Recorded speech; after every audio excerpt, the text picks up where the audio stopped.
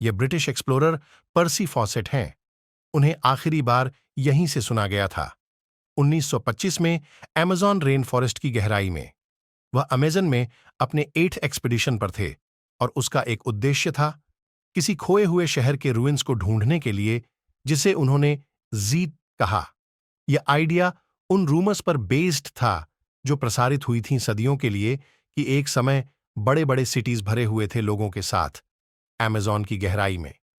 लेकिन फॉसेट को कभी झेड़ या कोई अन्य सिटी नहीं मिला और उसके गायब होने के बाद दशकों तक एक्सपर्ट्स का मानना था कि यह रेन फॉरेस्ट था, बस बहुत हॉस्टाइल और सिटीज का समर्थन करने के लिए बहुत दूर है।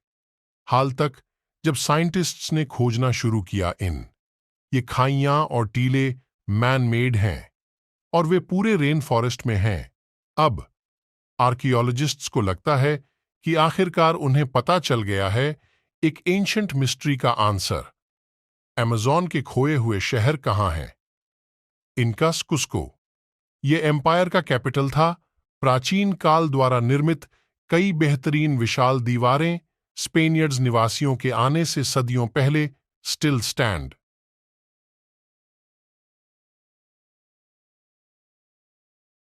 इन द 16th सेंचुरी यूरोपीय कॉलोनाइजर्स ने आक्रमण किया सेंट्रल एंड साउथ अमेरिका में अपने साथ सैनिक, बीमारी और इसे जीतने की योजना बना रहा है।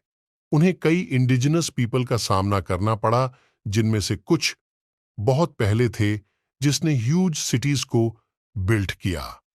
मेक्सिका पीपल द्वारा स्थापित तेनोच्टिटलन की तरह लगभग 1325 मी और कुस्को इनकास द्वारा स्थापित लगभग 1200 नगरों का निर्माण पत्थर से किया गया था और इसमें सुनियोजित सड़कें और पड़ोस शामिल हैं। यूरोपियों ने उन दोनों पर कब्जा कर लिया और 16वीं शताब्दी के मध्य तक दूसरे शहर की अफवाहें सुन रहे थे, जहां एक महान भगवान लगातार छाए रहते हैं सोने की धूल में और रात में इसे धो देता है। वे अफवाहें अंततः बन गईं एल्डोरेडो की किंवदंती, सोने से बना एक शहर छिपा हुआ अमेज़न के वर्षा वन। इन प्रभावशाली शहरों ने एक सुनहरा शहर बनाया।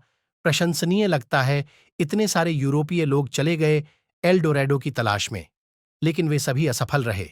अधिकांश का अंत भुखमरी, बीमारी और मृत्यु में हुआ।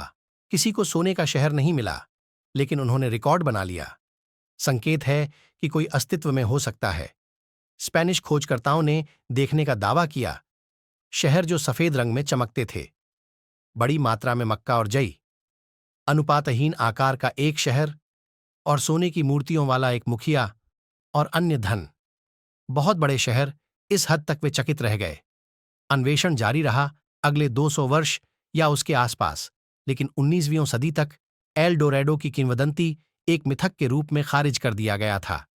ऐसा 20वीं सदी की शुरुआत तक नहीं था कि इन रिपोर्टों ने प्रेरित किया खोज को पुनर्जीवित करने के लिए एक ब्रिटिश खोजकर्ता।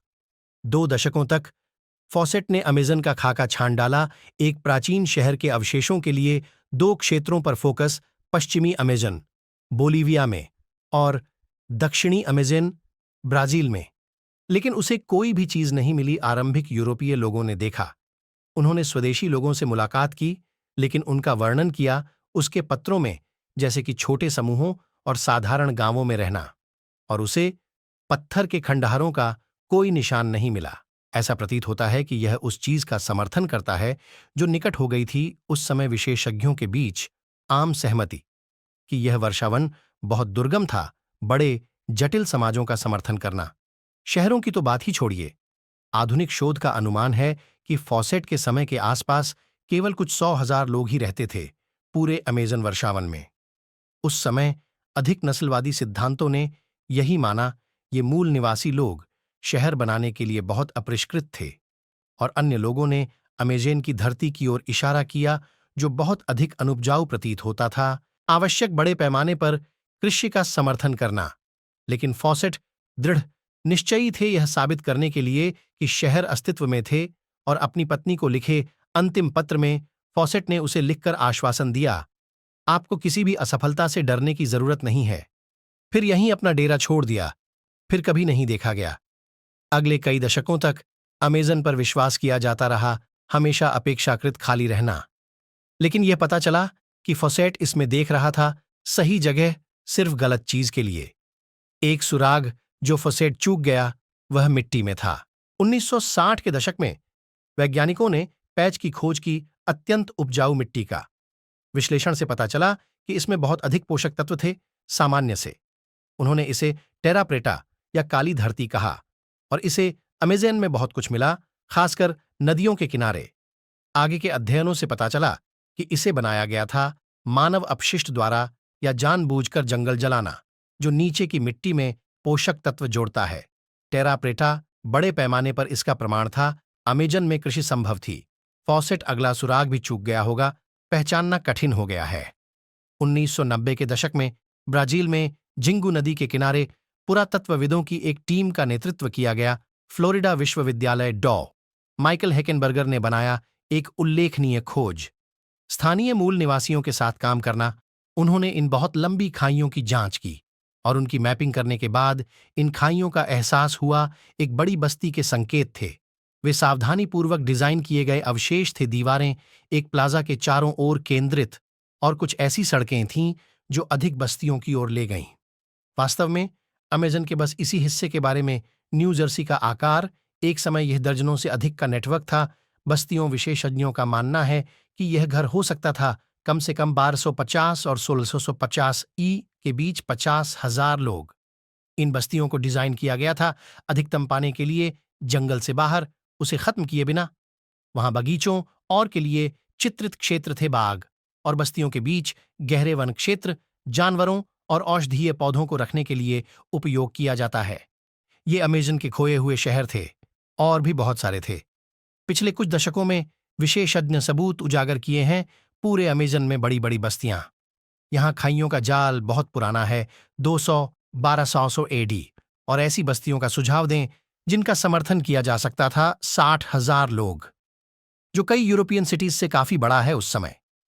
और बोलिविया, साइंटिस्ट्स ने हाल ही में प्रयोग किया है सैटेलाइट टेक्नोलॉजी, यू आकार की इमारतों के अवशेष प्रकट करने के लिए 22 मीटर ऊंचे पिरामिडों के शीर्ष पर। ये सभी खोजें अग्रणी विशेषज्ञों की हैं, एक नई आम सहमति बनाने के लिए कि अमेज़न में खोए हुए शहर एक समय थे, लाखों लोगों का घर। फॉसेट को बड़ी आबादी नहीं मिली, स्वदेशी लोग, क्योंकि अनुमानतः 80-96% लोग मर चुके थे चेचक और खसरे से पहली पीढ़ी द्वारा फैलाया गया यूरोपीय उपनिवेशवादियों का 16वीं और 17वीं शताब्दी के बीच। और उसे पत्थर के खंडहर नहीं मिले, क्योंकि कस्को और तेनोच्तितलान के विपरीत अमेज़न के स्वदेशी लोगों के साथ बनाया गया वुड एंड अर्थ, जो समय के साथ विघटित हो जाते हैं।